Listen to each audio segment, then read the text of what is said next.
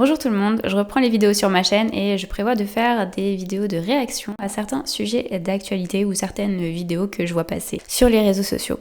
Là, je vais vous parler de Kim Kardashian qui fait à nouveau l'actualité. Après avoir été dans la sauce à de nombreuses reprises dans sa vie, Kim Kardashian a décidé d'investir dans la sauce. Je vais vous expliquer de quoi il s'agit tout de suite et vous allez voir que contre toute attente, ça vous concerne directement et ça peut vous donner de bonnes idées en tant que passionné d'investissement ou en tout cas personne qui s'intéresse à l'investissement. Alors si vous regardez les actualités financières récentes au sujet de Kim Kardashian, il y a deux choses qui ressortent. La première, c'est que son entreprise Skims envisagerait potentiellement une entrée en bourse en 2024 pour une valorisation de 4 milliards de dollars, sachant que c'est une entreprise qui a été créée il y a 4 ans. La deuxième actualité, c'est un investissement dans une entreprise qui fabrique des sauces. Fin 2022, Kim Kardashian a cofondé une société de capital investissement qui s'appelle SKKY Partners et il y a quelques jours, on a appris que cette société vient de faire son premier investissement. SKKY Partners a pris une participation dans la société Sauce Venture, j'invente rien, qui exploite la marque Truffe qui, comme son nom l'indique, vend des sauces et des condiments à base de truffes. Alors, en quoi tout ça vous concerne et en quoi tout ça peut vous intéresser directement en tant qu'investisseur? J'y viens tout de suite. Quand on s'intéresse à l'investissement, quand on se passionne pour le sujet, on a tendance à mal utiliser son énergie. Parce que on a tendance à se focaliser sur les opportunités immédiates qui sont sur le marché, sans prendre de la hauteur sur ce qu'on fait. Et en faisant ça, on oublie l'essentiel. C'est que si on a vraiment pour objectif de se construire un patrimoine en investissant, on devrait regarder vers des modèles qui l'ont fait. On devrait regarder vers des modèles qui ont construit leur fortune grâce à l'investissement. Et ce qu'on remarque, c'est que tous ces modèles ont un point commun, c'est qu'ils ont utilisé un levier, en plus de leur passion pour l'investissement, pour créer leur fortune. Que ce soit des modèles dans le monde boursier comme Warren Buffett, dans l'immobilier ou dans l'investissement dans les startups. Tous utilisent des leviers. On va voir que Kim Kardashian illustre parfaitement ça puisqu'elle couple un levier qui est son audience avec l'investissement pour accélérer son enrichissement personnel. Et je vais mettre ça en parallèle avec un exemple que vous connaissez peut-être, qui est l'exemple de Christopher Wangen. Christopher Wangen, c'est un créateur de contenu qui parle d'immobilier, qui parle d'investissement dans l'immobilier, principalement sur YouTube et Instagram. Il a commencé par se passionner par l'investissement, par faire ses premiers pas en investissant dans l'immobilier. Et puis ensuite, il a décidé de former des personnes sur ce sujet-là, d'abord avec des formations en présentiel.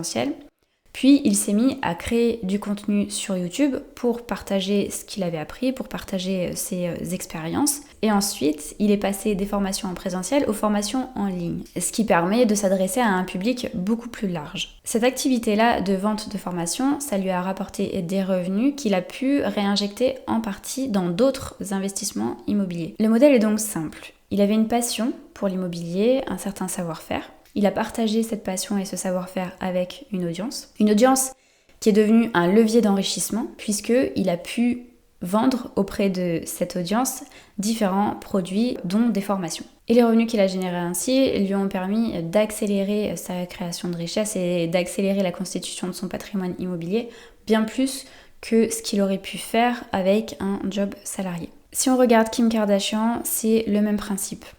Elle a une audience, c'est l'une des femmes les plus suivies au monde. Elle a créé ses propres marques, ses propres entreprises. Elle fait la promotion des produits de ces entreprises auprès de son audience. Son audience achète, ça génère du chiffre d'affaires et si l'entreprise fait des profits, ça peut lui retomber directement dans les mains sous forme de revenus, sous forme de dividendes. Ou plus indirectement, ça augmente la valeur de son patrimoine puisque plus son business se porte bien, plus la valeur de ses actions augmente. Donc on voit qu'une audience peut être source d'enrichissement, mais il y a une limite aux deux exemples que je vous ai donnés, et c'est là qu'on va en venir plus spécifiquement à la partie vraiment investissement. Le problème avec le système que je vous ai décrit, c'est l'énergie. Ça prend énormément d'énergie de créer une boîte de zéro. Et en fait, il y a beaucoup de créateurs qui s'en rendent compte et qui deviennent non plus des entrepreneurs, mais de purs investisseurs. Et ces créateurs vont alors utiliser leur énergie de manière optimale, je trouve, en misant sur leur expertise pour identifier des entreprises intéressantes et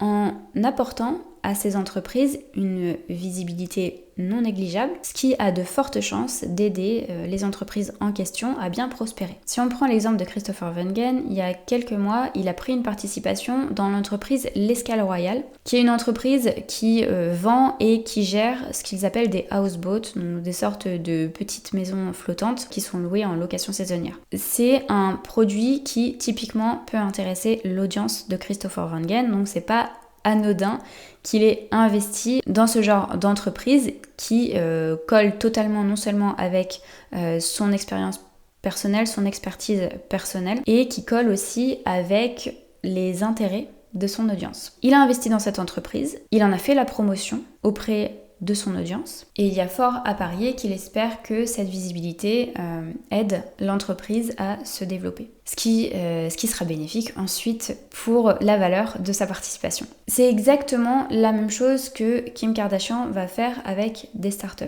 Déjà, c'est pas un hasard si elle vise des entreprises dans le secteur de la consommation et des médias. C'est son expertise personnelle, elle a un flair pour repérer les tendances, elle crée aussi elle-même des tendances, et puis c'est le genre d'entreprise qui intéresse son audience. Donc en fait, elle concentre son énergie là où elle a le plus de valeur à ajouter, et là où cette valeur ajoutée a le plus de chances de lui revenir en espèces sonnantes et trébuchantes ou en augmentation de son patrimoine théorique. C'est-à-dire qu'elle va choisir des entreprises dans des secteurs où elle a une expertise, où elle a du flair, et elle va fortement contribuer à développer le business de ces entreprises, non seulement avec son expertise personnelle, mais aussi en faisant la pub. Vous ne serez donc pas surpris de voir que Kim Kardashian fait déjà la pub de truffe sur son compte Instagram. Voilà ce que je retiens de ces exemples et de cette actualité. Se passionner pour l'investissement, c'est très très bien.